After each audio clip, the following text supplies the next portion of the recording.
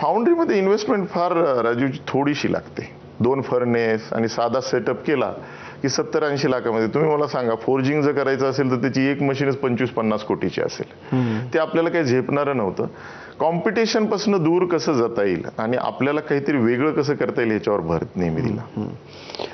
मग जर्मनीमध्ये गेल्यानंतर नेमकं ते काय घडलं की ज्याच्यामुळे असं वाटलं की आता आपण परत जायला पाहिजे आणि आपलं काहीतरी केलं पाहिजे? आणि मग ते परत आल्यानंतरचा प्रवास जो होता किंवा आल्यानंतर इथं काय सोपं होतं सगळं?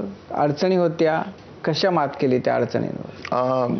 मी सांगेल की वडिलांचं ते बास्केटचं उदाहरण, की म्हटले हे जरा एवढी बास्केट घेऊन किराणा दुकान चालवलं, तुझ्याकडे तर माया जाळा आहे चांगला. ही एक परत एकदा चालना मिळाली. जर्मनीमध्ये बोर झालो होतो. काय 5 दिवस वर्किंग म्हणतो पण 4च दिवस आहे. शुक्रवारी एक संध्याकाळी पण नाही, दुपारी 2-3ला निघून जातात लोक. वर्किंग आवर फार कमी आहेत. करायचं तरी काय? 2007-8 मध्ये जॉबला लागलो आणि जागतिक मंदी आली. त्यावेळेस तर ते 3च दिवस वर्किंग राहिलं. करता करता लक्षात आलं की आपण काहीतरी करायला पाहिजे. आपण काय अशी गप्प बसणारी लोक नाही आहेत. वडिलांनी परत ती चालना दिली. आलो पण एवढं सोपं नव्हतं, खूपच अवघड होतं. पुढचा प्रश्न तुमचा तो होता की किती खडतर होतं. 31-32 वर्षाचा होतो, ध्येय वेडा होतो. बायको चांगली शिकलेली आहे, ती पण कॉम्प्युटर इंजिनियर आहे. तिला आणि सहसा लेडीजला विदेशामध्ये राहण्यामध्ये जास्त रस असतो, पण तिने तिचं सॅक्रिफाईस केलं आणि मी म्हणलं आपण जाऊच या. 31व्या वर्षी आलो. 32-33 पर्यंत लक्षात आलं की काहीच मिळेना. उत्पादनं तर चांगली बनवायला लागलो, पण कॉस्ट कॉम्पिटेटिव्ह एवढा देश आहे आणि आपल्याकडे भांडवल नाहीये. त्यामुळे 2014-15 मध्ये वगैरे असं झालं की बॅग पॅक करून वापस जायचं का.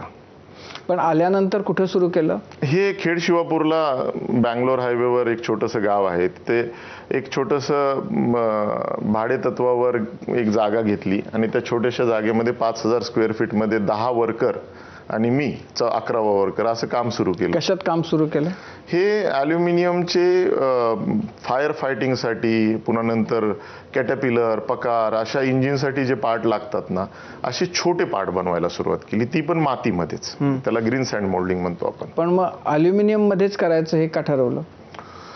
ॲल्युमिनियम ह्याच्यामुळे, कारण ॲल्युमिनियमचा जो भारतामधला प्रमाण आहे ते फार कमी आहे कन्झम्पशनचं. आता बघा, भारतामध्ये 3 kg पर कॅपिटा हे आपलं कन्झम्पशन आहे. वर्ल्डचं ॲव्हरेज 12 kg आहे ॲव्हरेज.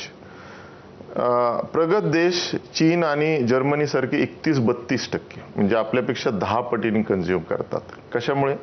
कारण ॲल्युमिनियम हे फ्युचर मेटल आहे. ॲल्युमिनियम हे ग्रीन मेटल आहे, स्ट्रॅटेजिक मेटल आहे. हे 10 ते 40 वर्षापासून बाकीच्या देशांनी ठरवलं. रशियाने सांगितलं हे डिफेन्स मेटल आहे.